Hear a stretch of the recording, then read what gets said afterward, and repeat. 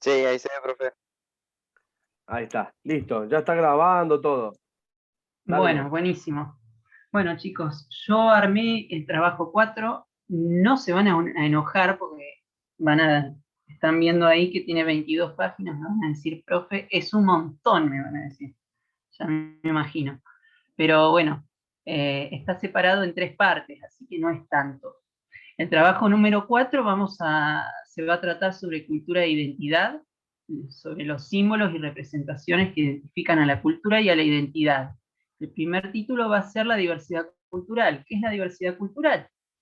La diversidad cultural es aquello que caracteriza a los distintos pueblos del mundo, ya sea por sus lenguas, por sus cuestiones, por sus costumbres, sus creencias, sus expresiones artísticas, por ejemplo, o deportivas. Un ejemplo acá, ¿qué más característico de un argentino que el fútbol? Por ejemplo, ¿no? ¿Cómo se toma conciencia de la diversidad cultural? Primero, cuando tenemos la oportunidad de conocer otros países o a través de los medios de comunicación. Por ejemplo, las películas son una buena manera de conocer a veces la diversidad cultural que hay en todo el mundo. Yo, por ejemplo, a través de las películas he conocido algunas prácticas que se dan en Japón o en Oriente, que parecen tan lejanas para nosotros los occidentales. No sé si a ustedes les ha pasado que han visto alguna película, así algo cultural que los ha sorprendido de ese pueblo. A mí me pasa muy seguido. También se puede ver en las diferencias en la diversidad cultural en las distintas regiones de Argentina. Por ejemplo, algunas costumbres que hay en el NEA o en el NOA, que acá en lo que es el sur no se dan. Por ejemplo, a mí me pasó en un viaje a Corrientes el tema de los carnavales. Acá en Roca no es muy común ver que se festejan los carnavales tan seguidos como así en Corrientes, ¿no? Entonces, la diversidad eh, cultural tiene que ver, como dije, con los distintos grupos humanos, ¿no? Que se reconoce, la diversidad es lo que reconoce a esos grupos humanos y que los diferencia de otros.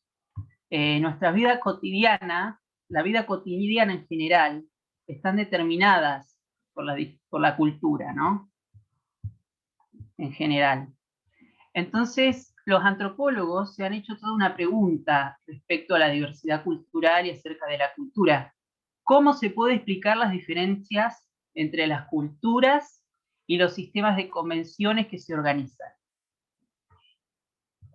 Para eso, en el texto, van a tener diferentes teorías antropológicas, como son, primero el culturalismo y después el materialismo cultural, con sus principales autores y ideólogos. Por un lado, el culturalismo tiene más que ver con una influencia en el siglo XX de lo que fue la psicología, tiene que ver con afirmar la personalidad, ¿no?, de los sujetos, la personalidad de los sujetos en consecuencia, ¿no?, con las culturas, con la cultura en la que hacía Jim Merz, ¿no?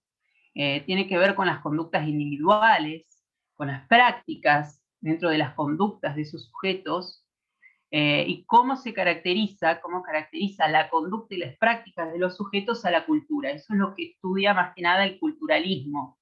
Dentro del culturalismo, recientemente, a finales del siglo XX, principios del XXI, se ha dado un poco lo que es el estudio del socioculturalismo. ¿Qué quiere decir esto? Es una corriente antropológica que estudia a la cultura como un sistema de símbolos y de construcción simbólica. Eso lo van a tener bien claro en el texto, porque el texto es un texto que está hecho para estudiantes de media y ustedes lo van a poder comprender bien. La otra corriente que vamos a ver va a ser el materialismo cultural. El principal antropólogo de esta idea es Marvin Harris, es un antropólogo que a mí me gusta mucho y que me fascina. Y principalmente el materialismo cultural se relaciona con una crítica a las corrientes antropológicas de principio del siglo XX. ¿Se acuerdan las corrientes que vimos el año pasado? Bueno, no sé si lo recuerdan. Y toma aportes, por eso el nombre, por eso materialismo cultural, toma aportes del marxismo para poder explicar algunos procesos culturales. ¿no? Y principalmente toma las categorías del marxismo, que son la infraestructura, la estructura y la superestructura. Ustedes me van a preguntar de qué estás hablando, profe. Eso está muy claro. Él dice, la infraestructura, por un lado, habla de la población, del medio donde viven las personas, de los recursos a los que las personas tienen acceso, la tecnología que cuenta cada sociedad, cada cultura, ¿no? Después, en la estructura se habla, ¿no?, ya de las formas de organización económica, de lo doméstico, de lo político, de cómo se divide el trabajo, etc. Y ya la superestructura, estamos hablando ya a algo que está ligado, como dice la palabra, algo más grande, ¿no? Que está ligado al pensamiento ya, a lo simbólico, a las conductas, a los valores morales, a la ética que tiene cada cultura, entre otras cosas. El materialismo cultural nos va a hablar un poco de las distintas prácticas culturales que se dan alrededor del planeta y cómo se relacionan con los grupos humanos, estas prácticas culturales con los grupos humanos, los recursos, los ambientes, las tecnologías que tienen disponibles, entre otras cosas. Y esto sería la primera parte del trabajo, que acá van a tener la consigna.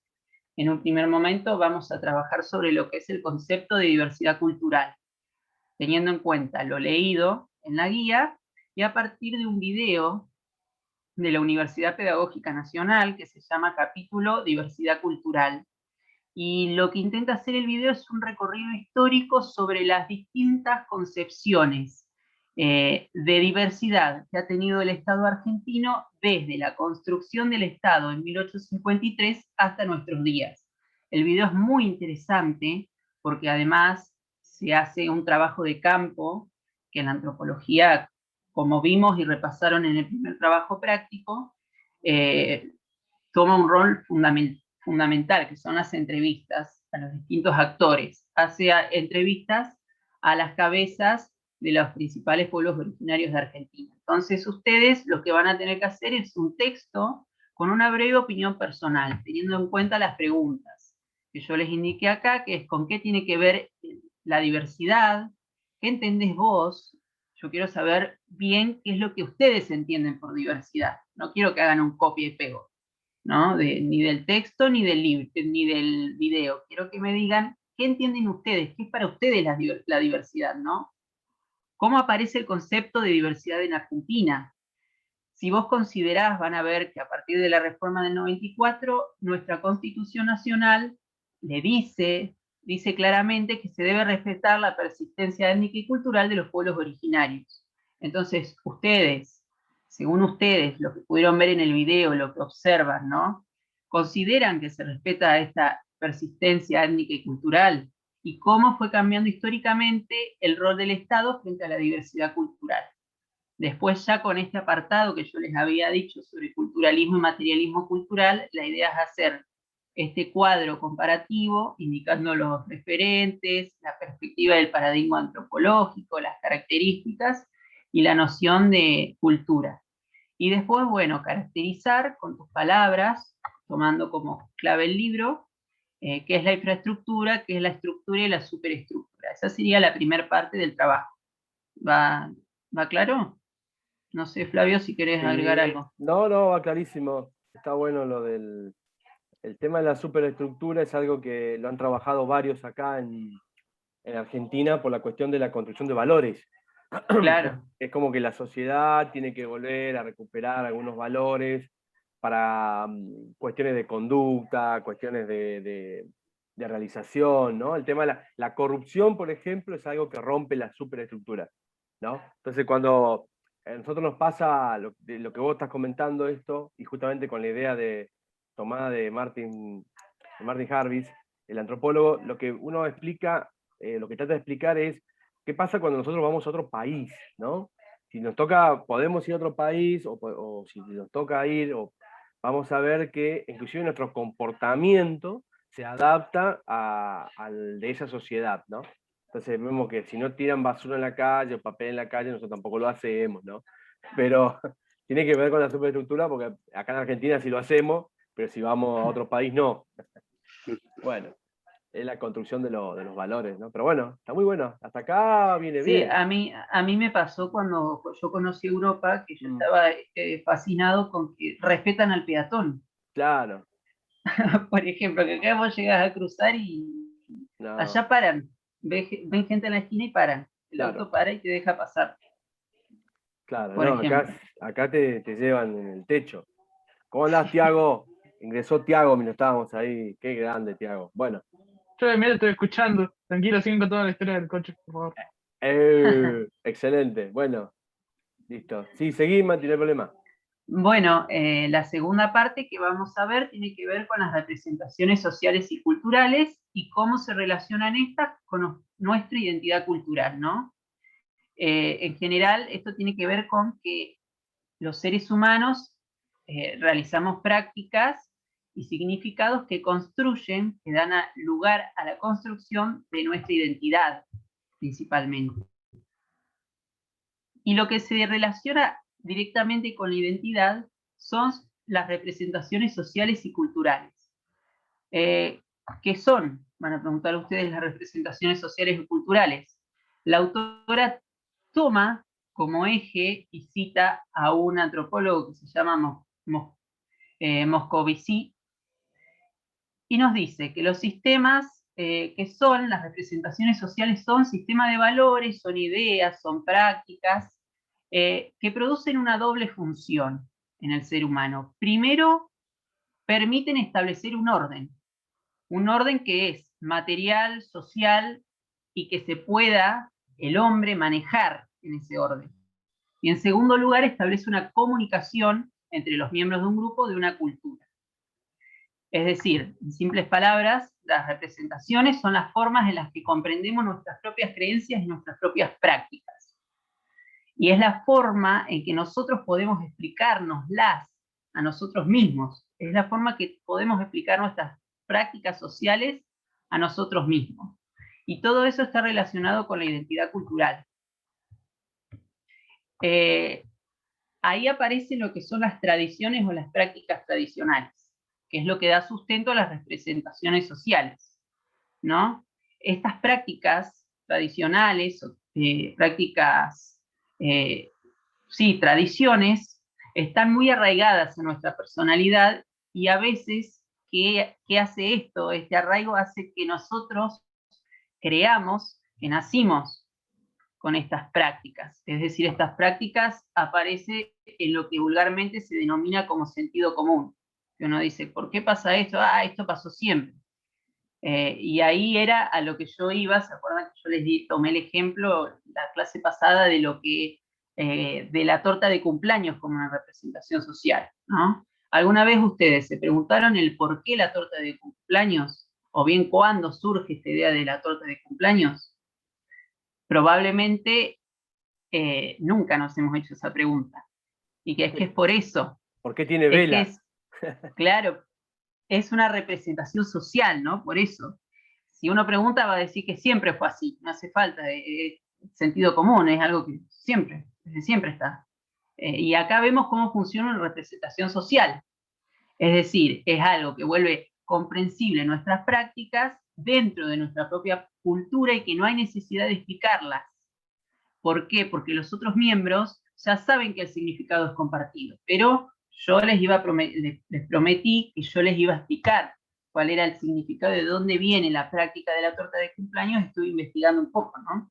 La torta de cumpleaños tiene los orígenes allá por la antigua Grecia. Los griegos cocinaban unas tortas, unos bizcochos muy grandes, en honor a la representación de la luna y de la diosa Artemisa. La diosa Artemisa era una diosa griega que estaba relacionada con la virginidad, con la fecundidad, y estaba muy relacionada y representada con la luna. Y además los griegos ya tenían la costumbre de celebrar los aniversarios de vida haciendo una torta para las personas. Por estas cosas de la historia, la costumbre se extendió, las fuentes indican que en la Edad Media los campesinos retomaron esta costumbre de hacer una torta para celebrar el cumpleaños. Y ahora bien, ¿cómo se extendió universalmente la torta? Y acá hay que ir ya al siglo XVIII, cuando en Inglaterra la reina Ana de Gran Bretaña, se muere sin dejar heredero. ¿Qué pasa? En Inglaterra había toda una puja entre protestantes y católicos y no se permitía que asuma un rey católico, ¿no?, al trono. Entonces tenían que buscar ya un heredero que sea protestante. Encuentran un heredero y pasa Jorge I del Reino Unido, de la casa Hanover. Hanover es un pueblito muy pequeño, un electorado, en la zona sur de Sajonia, en Alemania. Y bueno, él se hace rey, era conocido como el rey granjero. Entonces a él le gustaba llevar mucho las costumbres de los campesinos alemanes. Y así fue como llegó esta costumbre de la torta a la corte inglesa, y como todos los reyes copiaban lo que hacían las otras cortes, esta cosa de la torta de cumpleaños se extendió por todas las cortes y ya ahí se extendió su uso y se hizo universal. Y esa es la historia de la torta de cumpleaños, que la estuve investigando especialmente para ustedes. Así que espero que la hayan disfrutado. O sea que los indígenas, digamos, los pueblos originarios de América no tenían torta con cumpleaños. Con vela y eso, ¿no? No, no, es Es propiamente una herencia colonial, digamos. Claro. Bien. Ahí hice un trabajo etnográfico, como decimos, sobre la torta. Bueno, vamos a seguir acá con el trabajo. Entonces, ahí esa ya sería la segunda parte, y ahí el trabajo que tienen para hacer es sobre el apartado representaciones sociales y culturales y la relación con la identidad cultural. Entonces, lo primero que tienen que hacer es, la primera consigna es teniendo en cuenta ustedes lo que leyeron, ¿cómo le explicarían a alguien ajeno al campo antropológico, a la ciencia antropológica, qué son las representaciones sociales? Esto también, con sus palabras, ¿cómo le explicarías qué son las representaciones sociales? Con sus palabras también les pido que expliquen qué son las prácticas tradicionales o las tradiciones, y que tengan en cuenta este concepto para poder describir una práctica tradicional que ustedes hagan regularmente. Yo, por ejemplo, una práctica tradicional que hago es ir a misa los domingos. O los 29, no sé, esta le doy otra. Otro ejemplo, los 29, ¿qué se hace en todas las casas? Generalmente, ¿qué se come? Los ñoquis. Los ñoquis. Esa es Ñoqui, otra ñoqui. práctica tradicional. Claro. Bueno, también acá tienen, les pido después otro ejemplo más de, tomando la vela de cumpleaños con la torta, un ejemplo de representación social, al menos 3, parecido a la torta de cumpleaños, ¿no? Esas serían las consignas. Y después ya vamos con la tercera parte, que tiene que ver con los símbolos como capacidad humana y cómo sirven estos símbolos para explicar e interpretar lo social. Van a leer que los humanos, los seres humanos, como seres portadores de cultura, tenemos la capacidad siempre de simbolizar, ¿no? Y que esta capacidad es inherente a nuestra condición de ser humano. ¿Qué quiere decir simbolizar? Nos permite representar algo, dar una idea, un valor a algo, a un objeto, por medio de un símbolo. Un símbolo es una imagen o una característica, por ejemplo, los colores, ¿no? Y estos símbolos pueden ser, por un lado, puede ser convencional. ¿Qué quiere decir que es convencional? Me van a preguntar. Convencional quiere decir que es producto de un acuerdo dentro de la sociedad, que todo el colectivo social lo acepta y lo comprende como una representación, propiamente dicha. Y puede ser también el símbolo arbitrario. Es decir, es un símbolo que no guarda relación o semejanza con aquello que representa. Por ejemplo, el color verde para muchos representa esperanza. La paloma blanca, que es lo que lleva siempre en la boca, con el laurel, representa la paz. O el color blanco representa la paz, y así, etcétera, etcétera. O la rama de olivo. También la rama de olivos. Entonces, ¿por qué pasa esto? Esta capacidad de simbolizar ocurre por lo que la autora va a describir como una abstracción simbólica. ¿Qué es la abstracción simbólica? Es esta capacidad que nosotros tenemos para referirnos a algo que no está presente ni en espacio ni en tiempo, y que para representar ese algo no tiene que ver con una existencia material, sino con una emoción, con un valor, con una sensación que nos puede producir y que se comunica a través del símbolo. Un ejemplo, los lenguajes artísticos. Uno a veces ve un cuadro y para poder comprender un cuadro necesita interpretarlo, ¿no? Necesita ver qué sensación te da ese cuadro, qué emoción te produce, etc. Y eso es propio de las culturas, las representaciones artísticas, ¿no? Otro ejemplo de representación simbólica que van a poder leer es el tema del lenguaje, ¿no? Y acá van a poder contestar algunas preguntas que muchas veces nos hacemos. ¿Por qué las cosas se llaman de una forma y no de otra?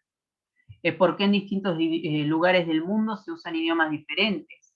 ¿No? Y esto tiene que ver con esta idea de que el lenguaje tiene una característica que hemos descrito como simbólico. Es arbitrario y a la vez convencional.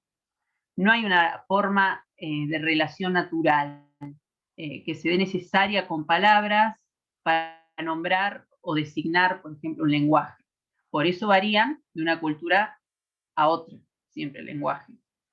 Y como les digo, va muy de la mano con todo lo anterior, porque el lenguaje oral y escrito es una forma de abstracción simbólica. Eso lo van a poder leer y lo van a entender muy bien porque está clarísimo en el texto puesto. Cualquier cosa nos preguntan. Después, otro de los apartados tiene que ver con signos y símbolos, que son dos cosas diferentes, ¿no? Por ejemplo, los significados concretos que otorgan lo que son los símbolos y lo que representa, por medio de lo que nombra, se da en palabras, pero son diferentes, ¿no? Un símbolo tiene que ver con algo representativo, por ejemplo, algo abstracto, algo de interpretación subjetivo. Un signo ya tiene que ver con algo concreto y acotado, que se da dentro del mismo contexto de que se usa. Para poder entender esto, tienen, por ejemplo, el símbolo de la cruz, ¿no? Por ejemplo, el símbolo de la cruz cristiana, la cruz como símbolo representa al cristianismo y a sus creencias. Es algo representativo, algo abstracto, que tiene que ver con una representación subjetiva. En cambio, tienen a la derecha la cruz como un signo aritmético, que tiene que ver con una suma, y eso ya es algo que va más de la mano con algo concreto y acotado. No, ¿qué representa? Representa un símbolo aritmético, una suma. No tiene nada de subjetivo, es puramente descriptivo. Ese es un ejemplo. Y otro ejemplo que tienen son las normas sociales, ¿no? ¿Qué son las normas sociales? Tiene que ver con las convenciones humanas. Siempre los grupos humanos, las culturas, nos organizamos según nuestra vida y nuestras prácticas cotidianas. Y esta vida y prácticas cotidianas está regulado a través de qué? Que lo vimos el año pasado, a través de las normas, ¿no? ¿Qué son las normas? Son acuerdos, son convenciones que estructuran la vida común de la cultura y de la sociedad y buscan regular la conducta individual, la conducta del individuo a favor del bienestar colectivo. Las normas son producto propiamente de la cultura, son pura y exclusivamente marcos específicos de representaciones sociales y valores. Son el conjunto de las reglas que en una sociedad marca lo que se puede y lo que se debe hacer. Marca lo que se puede y no se debe hacer, por ejemplo. Y hay que cuidarse, hay que tener en cuenta que no se puede reducir al significado de las normas con lo que conocemos como leyes, porque no son lo mismo. No es lo mismo una norma que una ley, en primer lugar. Y hay que tener en cuenta también que el incumplimiento de las normas sociales se sanciona, ¿no? Generalmente con penalidades, a veces establecidas y otras veces no. Y acá está, porque yo decía que las normas no se pueden reducir a las leyes, porque hay dos tipos de normas. Por un lado tenemos las normas jurídicas, ¿no? Las normas jurídicas están organizadas por escrito, están expresadas públicamente en la Constitución Nacional, en la ley, en una ley establecida por el Congreso, en los códigos, por ejemplo, de convivencia escolar, a veces que se dan en algunas materias, o por ejemplo, ¿quién de ustedes de acá hace fútbol o hace algún deporte? ¿Alguno hace un deporte? ¿Correr cuenta, profe? Sí, sí. Sí. Bueno, cada Bicicleta. deporte tiene un reglamento, que es una norma jurídica ese reglamento, porque hay deportes donde vos no podés jugar al fútbol y pegarle una patada en las piernas al otro, porque no, va contra el reglamento. Esto es una norma jurídica, por ejemplo, un ejemplo de norma jurídica. Y son siempre de carácter explícito. En cambio, las convencionales están ligadas a los usos y las costumbres, y son transmitidas por medio de la crianza y de los procesos de socialización, y marcan lo que es adecuado en el comportamiento o no. Por ejemplo, yo no creo que ninguno de ustedes coma con los pies arriba de la mesa.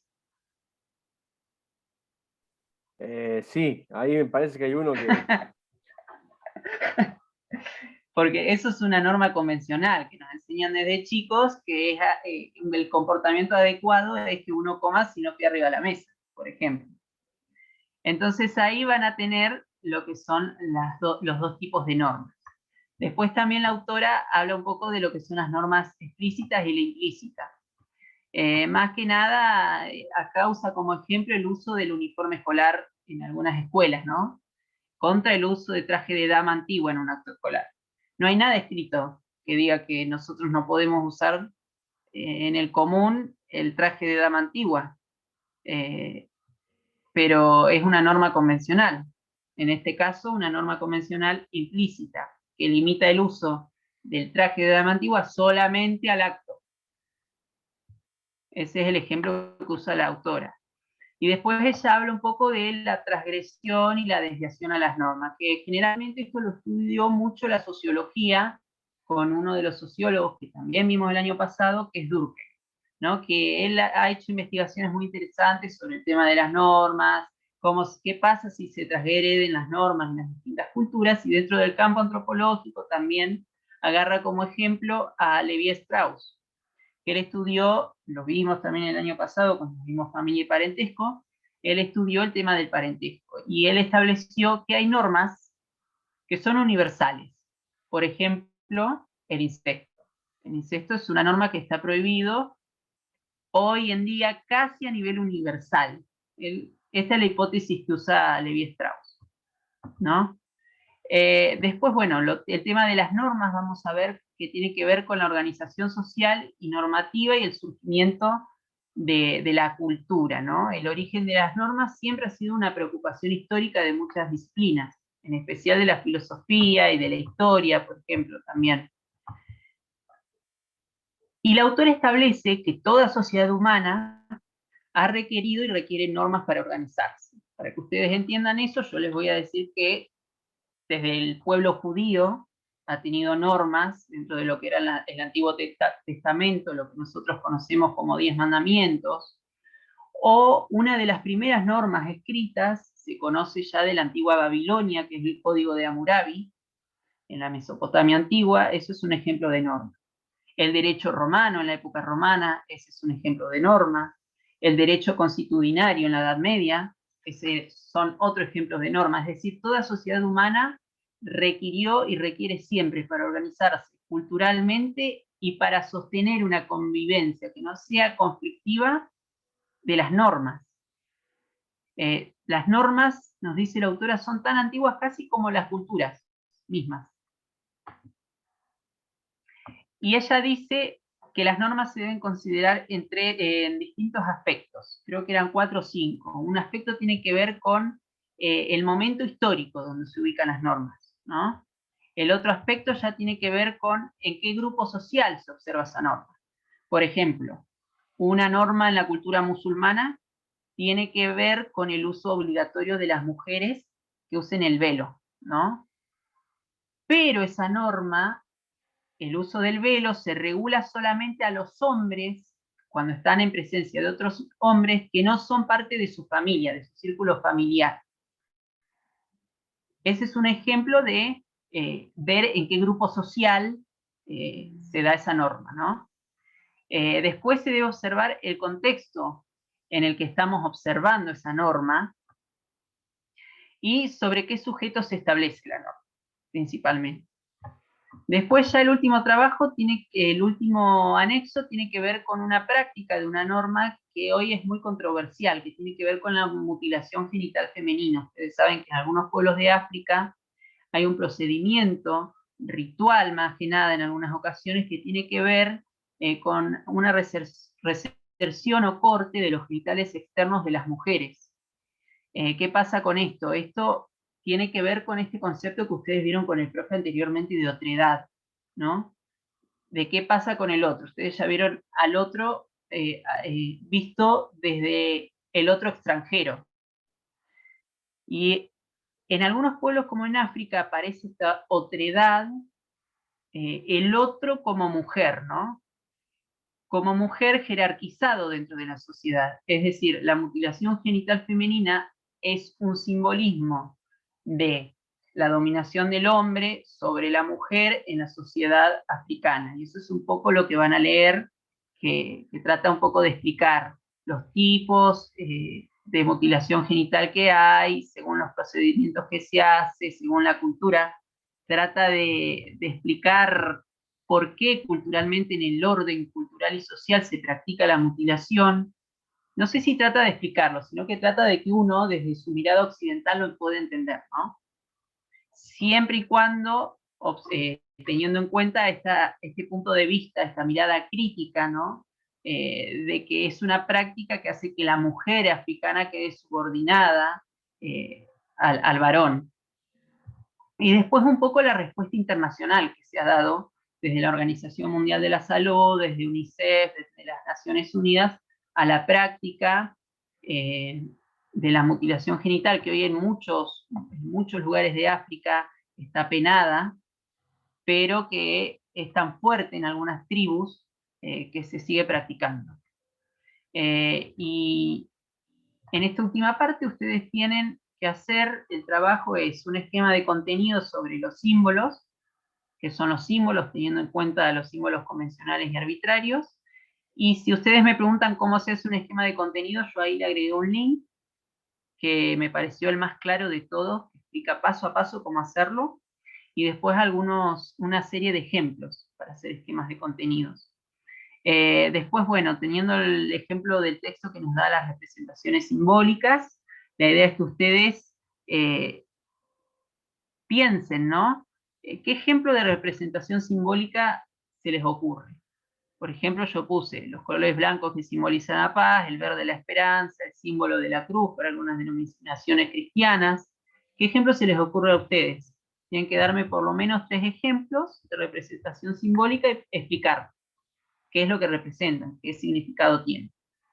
Después, respecto al apartado de las normas sociales, tienen que responder qué son las normas, qué tipos de normas existen, qué pasa si se transgreden estas normas, cómo se relaciona el surgimiento de las normas cómo se relacionan las normas con el surgimiento de las culturas y cuáles son los aspectos que la autora, yo se los nombré recién, que según la autora se deben considerar al relacionar las normas con las culturas.